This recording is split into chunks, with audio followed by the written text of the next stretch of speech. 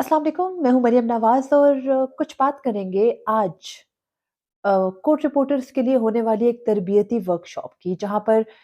Court reporters के साथ-साथ supreme court के 2 अहम जजेस ने भी शिरकत की और अपनी शिरकत के साथ-साथ उन्होंने क्या खिताबात किए, उनके जो बातें थी उनमें क्या-क्या कुछ टच किया गया? क्या एक्सपेक्ट किया जा रहा था? क्या उन्होंने कहा? ये सब भी डिस्कस करते हैं। लेकिन इससे पहले ये कि जस्टिस अतर मिनल्ला और चीफ जस्टिस काज़ी फ़ाइज़ ईसा सहाफ़ियों की इस तरबियती वर्कशॉप के 2 मेहमानान थे। यानी जस्टिस अतर मिनल्ला ने ओपनिंग रिमार्क्स दिए और चीफ जस्टिस काज़ी फ़ाइज़ ईसा ने क्लोजिंग रिमार्क्स दिए। लेकिन ओपनिंग रिमार्क्स जितने धुआंधार थे, उतने क्लोजिंग रिमार्क्स नहीं थे। हालाँकि उम्मीद ये की जा रही थी कि जिस तरह के हालात हैं चीफ जस्टिस काज़ी फ़ाइज़ ईसा पर जिनकी जितनी तनकीद हो रही है, वो शायद जवाब देंगे, वो बात करेंगे, लेकिन वो आज बहुत मोहतात दिखाई दिए और ये उनकी तबीयत के कुछ बरखिलाफ भी है। ख़ैर कुछ बात करते हैं आज जजेस के जो खिताबात थे, जो उन्होंने बातें की सहाफ़ियों से, उनसे मुतालिक लेकिन उससे पहले ये कि थोड़ा-सा पीछे जाएँ। तो ये 2 जजेस इम्पोर्टेंट इसलिए हैं कि जस्टिस अतर मिनल्ला ने साइफर केस के फैसले के अंदर ये लिख दिया कि इमरान खान और शाह महमूद कुरैशी को इसलिए छोड़ा जाए क्योंकि वो इंतखाबात होने वाले हैं और आम इंतखाबात को जो कराने के लिए जिस बेंच ने हुक्म दिया था उसका भी हिस्सा जस्टिस अतर मिनल्ला और चीफ जस्टिस कादी फाइज़ थे। तो कुछ ये देखना कि इन दोनों जजेस के फैसलों में हाल ही में क्या तज़ाद आया, क्या फ़र्क आया, बेसिकली तज़ाद तो इसको हम नहीं कहेंगे। क्या उनका डिफरेंस ऑफ ओपिनियन हुआ, वो उस पे बात करेंगे और फिर जो आज माहौल था उस पे आते हैं। जस्टिस अतर मिनल्ला ने इमरान खान को मासूम करार दिया। बेसिकली उनका कहना ये था कि जब तक किसी शख्स पर जुर्म साबित ना हो जाए, कानून की नज़र में वो मासूम ही होता है और इस बात का इज़हार उन्होंने आज तकरीर में दोबारा भी किया। लेकिन इससे पहले जब ये फैसला आया साइफर केस से मुतालिक, जब जस्टिस अतर मिनल्ला ने एक मुफस्सिल नोट लिखा था और उसमें ये सब कुछ दर्ज था, तो तब पाकिस्तान मुस्लिम लीग नून और वो तमाम लोग एस्टेब्लिशमेंट के साथ जुड़े लोग जिनको जस्टिस अतर मिनल्ला पसंद नहीं आ रहे थे क्योंकि उन्होंने ये क्यों लिख दिया कि इमरान खान मासूम है। इस एक पॉइंट के ऊपर जिन लोगों को एतराज़ था उन्होंने प्रॉपर्ली कैंपेनिंग की। उन्होंने जस्टिस अतर मिनल्ला के ऊपर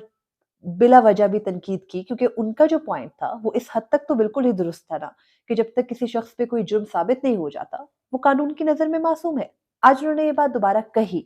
लेकिन चीफ जस्टिस काज़ी फ़ाइज़ ईसा उसके बरक्स वो चीफ जस्टिस हैं, जिन्होंने हाल ही में यानी गुज़िश्ता हफ़्ते, ठीक 1 हफ़्ते पहले 13 जनवरी 2024 को पाकिस्तान तहरीक-ए-इंसाफ के इंट्रा पार्टी इंतखाबात ना होने का फैसला दिया और ये कहा कि नहीं हुए पाकिस्तान तहरीक-ए-इंसाफ के इंतखाबात, जबकि ये मामला तो इलेक्शन कमीशन के सामने उठा ही नहीं था। इलेक्शन कमीशन ने भी तस्लीम किया था कि इंटर पार्टी इंतखाबात हुए हैं। खैर, ये सब कुछ हुआ और चीफ जस्टिस काज़ी फ़ाइज़ ईसा पाकिस्तान तहरीक-ए-इंसाफ की तरफ से तनकीद की ज़द में आए और ना सिर्फ पाकिस्तान तहरीक-ए-इंसाफ की तरफ से तनकीद की ज़द में आए, बल्कि उन तमाम लोगों की तरफ से भी उनको तनकीद का निशाना बनाया गया जो माज़ी में उनके हम हामी रहे हैं, उनकी हिमायत करते रहे हैं। वो सारे वुकला, वो सारे सहाफ़ी, वो सारे लोग जो चीफ जस्टिस काज़ी फ़ाइज़ ईसा के साथ खड़े थे, जब वो अपना रेफ़रेंस फ़ेस कर रहे थे। लेकिन इस एक फ़ैसले के बाद बहुत सारे लोगों को हमने उनके ऊपर तनकीद करते सुना। वजह है वो तनकीद, क्योंकि फ़ैसले के ऊपर तो तनकीद ख़ैर करने का हक़ हर एक को है, लेकिन किसी की ज़ात के ऊपर तनकीद करने का हक़ किसी को नहीं है। ख़ैर, आज क्या हुआ, जस्टिस अतर मिनल्ला ने अपने जब ओपनिंग रिमार्क्स दिए सेमिनार में, जिसका कि उस सेमिनार का हिस्सा मुझ जैसे एक अदना कोर्ट रिपोर्टर को भी बनाया गया था और मैं भी उन चंद स्पीकर्स में से थी जिन्होंने कोशिश की कि वो अपनी बात सबके सामने रख सके। खैर, तो उस पर भी आऊँगी, लेकिन जस्टिस अतर मिनल्ला ने जब बात की, तो उन्होंने ये कहा कि वो ये समझते हैं कि स्टेट यानी रियासत आज़ादी इज़हार राय को कंट्रोल नहीं कर सकती। यानी आप नहीं उस पे कदगन लगा सकते और उन्होंने अपने बहुत सारी मिसालें दी। उन्होंने अपनी लाइफ़ एग्ज़ाम्पल्स दी। उन्होंने कहा कि जब वो हाई कोर्ट के जज बने, तो दूसरा हफ़्ता था उनके हाई कोर्ट के जज के तौर पे और उनके सामने 16 साल के जुवेनाइल्स का एक ऐसा केस आया, जिसमें उन बच्चों के ऊपर जजेस के खिलाफ बैनर्स आवेज़ा करने का के जुर्म में उन बच्चों को कैद किया गया था। और सिविल कोर्ट से यानी निचली सॉरी मजिस्ट्रेट की अदालत से, आई डोंट नो, मातहत जो भी अदालत थी, उससे उन बच्चों की ज़मानत इसलिए ख़ारिज हो गई थी, क्योंकि जज ने ये कहा कि किसी भी जज के खिलाफ बैनर लगाने से पूरी अदलिया के खिलाफ इक़दाम कर दिया उन बच्चों ने। तो जस्टिस अतर मिर्ज़ा कहते हैं कि जब उनके सामने ये केस आया, तो उनको हैरानगी हुई कि किसी ने ये जानने की कोशिश ही नहीं की कि صرف بینر پیسٹ کرنے والے بچوں کو آپ نے پکڑ لیا، لیکن آپ نے یہ نہیں دیکھا کہ ایکچولی وہ بینر بنائے کس نے اور لگوائے کس نے۔ اور اس کے بعد وہ کہتے ہیں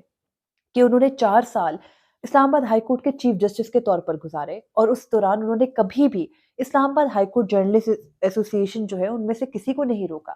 کہ آپ یہ چیز کرو رپورٹ اور یہ چیز نہ کرو۔ اب جسٹس اطہر من اللہ کی باتوں میں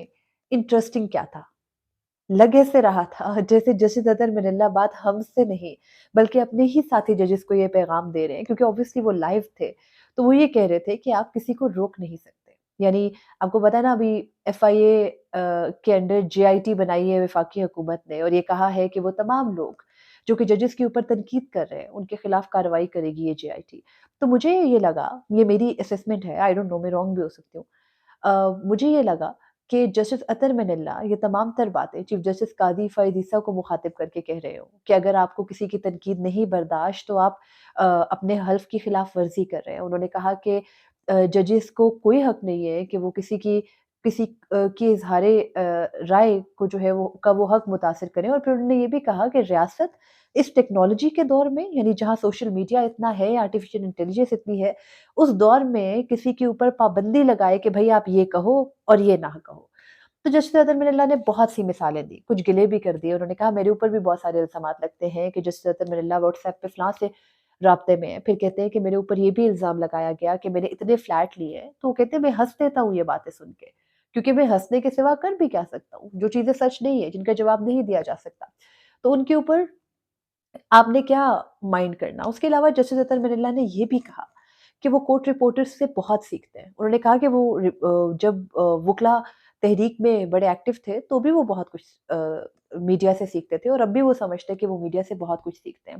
تو یہ تھی جسٹس اطہر من اللہ کی ایک دھواں دھار قسم کی تقریر، جس میں انہوں نے کہا کہ اگر سب کچھ صحیح سے رپورٹ کیا جاتا یا سب کچھ ہمیشہ ریاست نے پابندیاں نہ لگائی ہوتی تو نہ پاکستان ٹوٹتا، نہ 1948 میں جو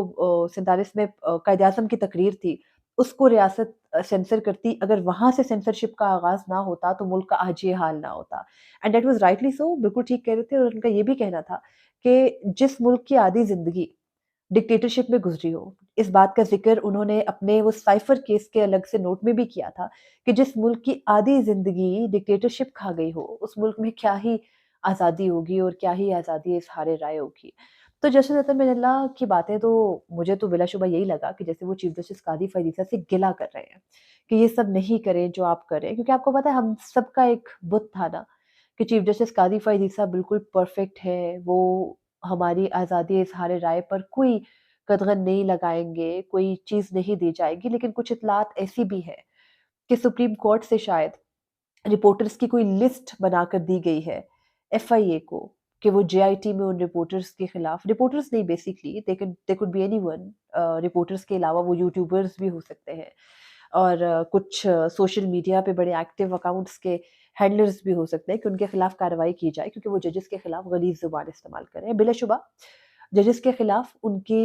ذاتیات پر سوال جواب نہیں ہونا چاہیے، ان کو تنقید کا نشانہ نہیں بنانا چاہیے، لیکن چیف جسٹس قاضی فائز عیسیٰ ہمارا ایک ایسا بت ہے،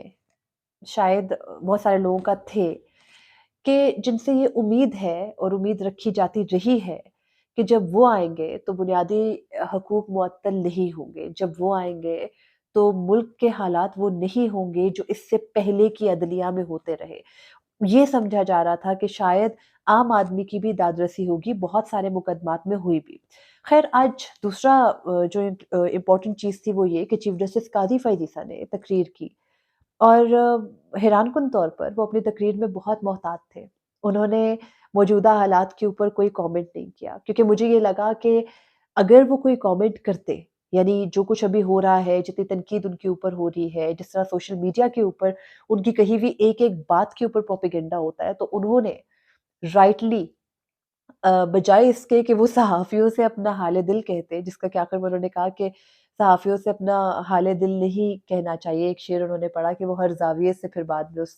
حال دل کو ایکسپلین کرتے ہیں، تو انہوں نے کہا کہ میں صحافیوں سے اپنا حال دل بیان نہیں کروں گا کیونکہ مجھے کسی نے منع کیا ہے۔ رادر ہی اسٹیڈ اور ہز آل دی اکمپلشمنٹس ان 3 months، انہوں نے اپنی سہ ماہی رپورٹ پیش کی اور اس میں انہوں نے بتایا کہ 3 माह के अंदर सुप्रीम कोर्ट में क्या-क्या कुछ हुआ, कितने केसेस निपटाए गए, कितनी कमिटीज़ थी। ख़ैर हमारे बहुत से जो अ, नाक़िद दोस्त हैं चीफ़ जस्टिस काज़ी फ़ायज़ के, वो ये कहते हैं कि ये सारे एडमिनिस्ट्रेटिव मामलात हैं और आप बुनियादी हकूक़ की तहफ़्फ़ुज़ के लिए आए हैं और आपको बुनियादी हकूक़ का तहफ़्फ़ुज़ करना चाहिए, बिलाशुबा करना चाहिए। लेकिन तरीक़ेकार कहाँ गलत होता है? पाकिस्तान तहरीक-ए-इंसाफ़ के साथ गलत हो रहा है, वो हो रहा है जो कभी भी इस मुल्क में किसी के साथ नहीं हुआ। बेशक 2018 में नवाज़ शरीफ और कंपनी के साथ बहुत बुरा हुआ था, उससे पहले भी मुंतखब वज़ीर-ए-आज़म के साथ उनके आखिरी अदवार में यही कुछ होता रहा। लेकिन इस तरह की सेंसरशिप कि आप पूरी पूरी जमात ख़त्म कर दो और आप उसको लाओ भी गलत तरीके से और आप उसको भेजो उससे भी ज़्यादा गलत तरीके से। तो ये जो एस्टेब्लिशमेंट का बोलबाला है इस मुल्क में, वो शायद हम ये सोच रहे थे कि चीफ़ जस्टिस काज़ी फ़ायज़ के आ जाने से ख़त्म हो जाएगा। अनफॉर्चुनेटली नहीं हो सका, लेकिन चीफ़ जस्टिस काज़ी फ़ायज़ अगर आज मौजूदा हालात में किसी भी चीज़ के ऊपर ज़रा-सा भी कमेंट कर देते, कुछ भी कह देते, तो उससे सिर्फ़ ये होता कि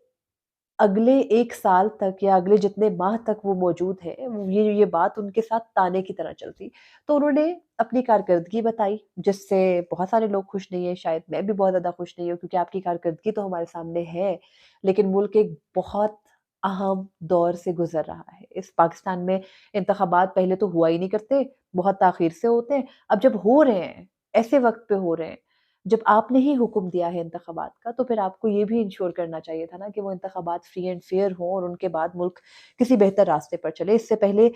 चीफ़ जस्टिस साकिब निसार के दौर में इंतख़ाबात हुए थे, तो मेरा ख़्याल है कुछ फ़र्क अगर रख लिया जाता, उनकी लेगेसी में और आपकी लेगेसी में,